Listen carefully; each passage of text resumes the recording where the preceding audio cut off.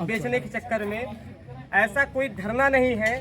इसके पहले एलटी को लेकर के गिरपत्थर गिरजाघर हो गया। यहाँ ये तो मेरा 10वां 12वां बार है लगातार। मैं बीएम भारद्वाज सर भी गए हैं अंदर, आप देख रहे हैं। मैथ के शिक्षक हैं, मैं हिंदी पढ़ाता हूँ। मेरे पास पर्याप्त काम रहता है। बीपीएससी का क्लासेस चल रही हैं, टीजीटी पीजीटी चल रहा है, नेट का चल रहा है, धन पर्याप्त है, कोई दिक्कत नहीं है। क्योंकि मान लीजिए कहीं ना कहीं तो ईश्वर दे ही देता है, क्योंकि नेट तो 6 महीने कराता है, आपको पता ही है। लेकिन फिर भी जाने दीजिए, फिर भी हम लोग बैच देखिए ऐसा है साथियों कि हम लोग लगातार इसमें डटे रहते हैं कि कैसे जल्दी से आपका परीक्षा कराई जाए। क्योंकि 3 साल से हम लोग 4 बार सिलेबस खत्म कर चुके हैं, 4 बार सिलेबस खत्म कर चुके हैं। हम भी पढ़ाते पढ़ाते उब गए हैं, बच्चा पढ़ते पढ़ते उब गया है। दोनों चीज़ें हो गई हैं। नया बच्चा कोई आएगा नहीं जब तक वैकेंसी नहीं आएगी। सबको देखो रोजी रोटी चाहिए होती है। आप भी नौकरी यहाँ आए हैं, कोई कहेगा फ्री में पढ़ाएंगे तो आप फ्री में नहीं पढ़ाएंगे। आप भी रोजी रोटी चाहते हैं कि एक अच्छी सैलरी मिले ताकि हमारा भविष्य सुनहरा हो सके, तो आप भी इसी पथ पे जा रहे हो। तो ये थोड़ा सा कोचिंग को लेकर के आप लोग कुछ दिमाग में बैठा हुआ है कि कोर्स बेचते हैं, ये करते हैं, वो करते हैं। कोर्स एक आपका नाम मात्र का होता है, 4-5 हज़ार रुपये का होता है। वो जब तक आपका चलता है तब तक रहता है। ऐसा नहीं कि 3 महीने का कोर्स ले लिया, एकेडमिक तो है नहीं। हम लोग समझ लीजिए 3 साल से वही बच्चों को पढ़ा रहे हैं कि भैया नया एडमिशन ले ही नहीं रहे, चलो आप जब तक परीक्षा नहीं होगी तब तक पढ़ो। ये स्थिति तक है। तो कोचिंग को लेकर आप लोग थोड़ा भ्रम न पालें।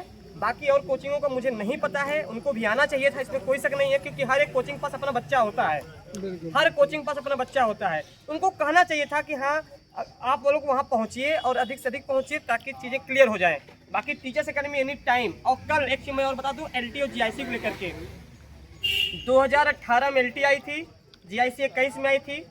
18 के बाद से कोई वैकेंसी नहीं आई है। अभी जो नियमावली 108 साल बाद जो चेंज हुआ है, हमको लगता है ना कि आयोग जब कोई काम करता है तो हम लोगों में खुशी की लहर दौड़ जाती है, बस बस अब वैकेंसी आने वाली है।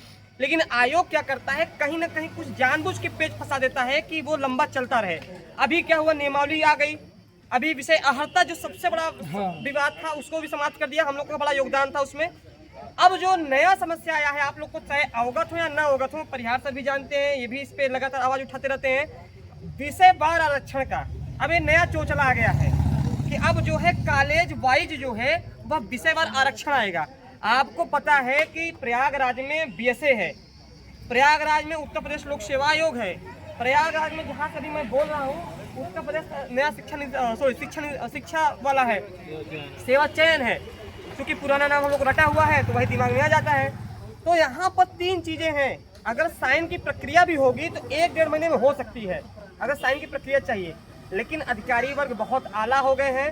मैं BSA में मेरे बहुत सारे परिचित के हैं, वहाँ के जो मेन अधिकारी हैं उनका ये बस चले तो ये जो प्रयागराज में ना इसको भी लखनऊ लेकर चले जाएं। ये बातचीत चल रही थी कि आपका शिक्षा विभाग जो है BSA चला जाए, वहाँ पर शिक्षा निदेशालय लखनऊ चला जाए, क्योंकि सारे अधिकारी लखनऊ से आते हैं। काम न करना पड़े, अधिकारियों को काम न करना पड़े। और आपको 2021 वाला अवगत होगा, जो पहली बार जूनियर भर्ती आई थी जिसमें मैं भी हूँ, मैं तो उसको भूल ही गया हूँ। हाँ, मैं भूल गया हूँ कि हाई कोर्ट मतलब आदेश के अनुसार भी अभी तक ये लोग 3 साल 4 साल से इसको भी क्लियर नहीं कर पाए हैं, न कर पाएंगे, क्योंकि आरक्षण वाला मुद्दा है। 69,000 में आप देखेंगे उसमें भी सुप्रीम कोर्ट का विवाद चल रहा है, आरक्षित और अनारक्षित का। असिस्टेंट प्रोफेसर जो पहली बार आयोग ने कराया उसमें भी कोर्ट हम लोग को जाना पड़ा है। कोई भी वैकेंसी हो नहीं रही है, फ्रेश नहीं हो रही है, अगर हो भी रही है तो कहीं पीछे। ये तमाम प्रकार की चीज़ें जो है हमारे सामने उपस्थित है। तो साथियों, मैं इतना ही कहना चाहूँगा अपने चैनल के माध्यम से, परिहार सर के चैनल के माध्यम से, ये मामला बहुत गंभीर है। आपको ये ना अफीम है, आपको ख़त्म कर देगा। 3 साल हो गए, पता ही नहीं चला 3 साल से पेपर नहीं हो रहा है। ये हम लोग इसलिए आए अभी भी तय नहीं 1 सितंबर में होगा कि नहीं होगा। बिल्कुल सही बात है। ये जो आज हम लोग यहाँ पर आए हैं, ये आने का रीजन सबसे बड़ा यह है कि पेपर सितंबर के हर हालत में हम लोग को सितंबर में करा लेना है। नहीं तो आयोग की पूरी मंशा है कि इस पेपर को अक्टूबर-नवंबर तक ठंडी में ले जाया जाए।